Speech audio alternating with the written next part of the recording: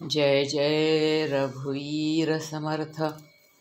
मनाच्या श्लोकांची उजळणी यामध्ये आज आपण श्लोक 101 पाहणार आहोत. जया नावडे नाम त्याये मजाची, विकल्पे उठे तर्क त्या नरकचीची. म्हणोनी अति आदरे नाम घ्यावे, मुखे बोलता दोष जाती स्वभावे. जय जय रघुवीर समर्थ.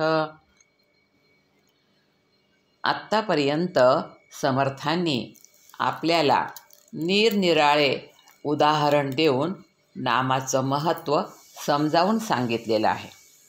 या श्लोकातही समर्थ पुन्हा एकदा त्या रामनामाचं महत्त्व आपल्याला सांगत आहेत. श्लोकाच्या पहिल्या 2 ओळीमध्ये रामनाम नाही घेतलं तर त्याचा काय परिणाम होतो आणि शेवटच्या 2 ओळीमध्ये रामनाम घेतल्याने त्याचे काय फायदे होतात हे समर्थांनी आपल्याला सांगितलेलं आहे.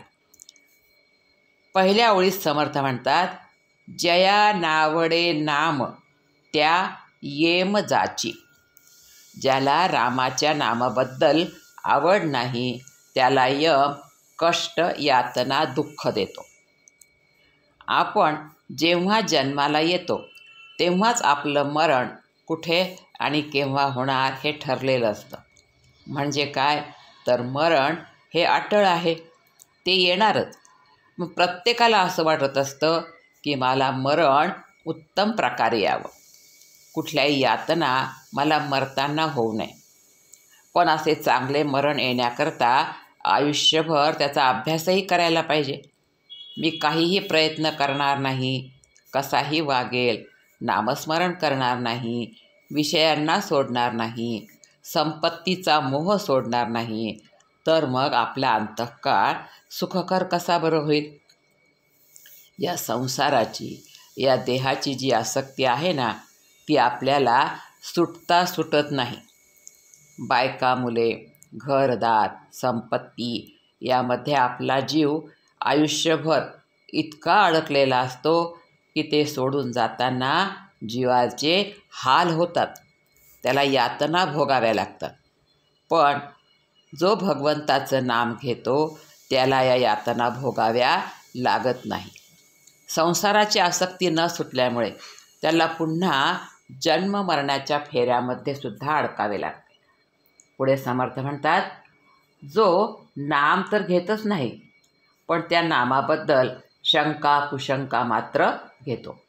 समर्थ म्हणतात, विकल्पे उठे तर्क त्या नरक चीची. जो नामाबद्दल तर्क करतो, शंका घेतो, त्याच्या मनाची द्विधा अवस्था होते, मन अशांत होते. तसं पाहायला गेलं तर मनात शंका निर्माण होणे हे काही चुकीचे नाही, पण त्या शंकांचं निरसन करून घ्यावं, मन संशयरहित करावं. पण आपण तसे न करता नामाबद्दल नको ते कुतर्क करतो आणि या कुतर्कामुळेच आपल्याला यातना, नरकवास भोगावा लागतो.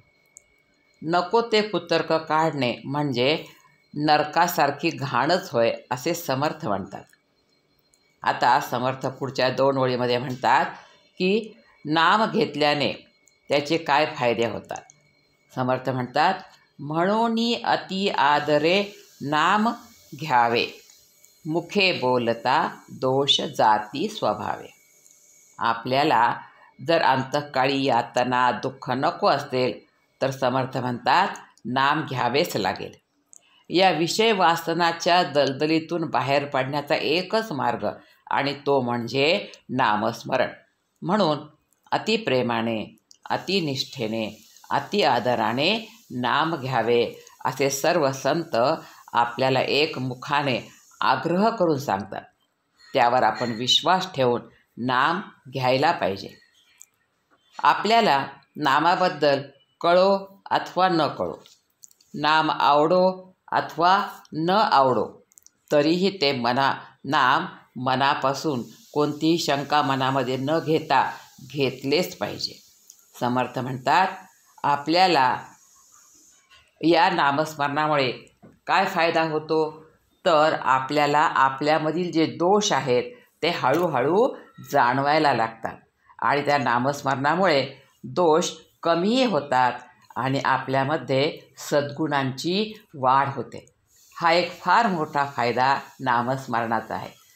कारण आपल्यामधील कोणता दोष आहे हे आपल्याला कधी कळतच नाही. किंबहुना आपण त्या दोषांनाच गुण समजतो. परंतु नामस्मरणाने आपल्याला समजू लागते की माझ्यामध्ये कोणकोणते दोष आहेत आणि जर आपण नामस्मरण चालूच ठेवलं तर ते दोषही हळूहळू कमी होतात आणि आपल्यामध्ये सद्गुणांची वाढ होते. सद्गुणांची वाढ झाल्यामुळे मन शांत होते, मनातील तळमळ शंका नाहीशी होते आणि मनाला ईश्वर प्राप्तीची ओढ निर्माण होते. त्याकरता समर्थ म्हणतात की जया नावडे नाम त्या येम जाची, विकल्पे उठे तर्क त्या नरकचीची, म्हणोनी अति आदरे नाम घ्यावे, मुखे बोलता दोष जाती स्वभावे. जय जय रघुवीर समर्थ.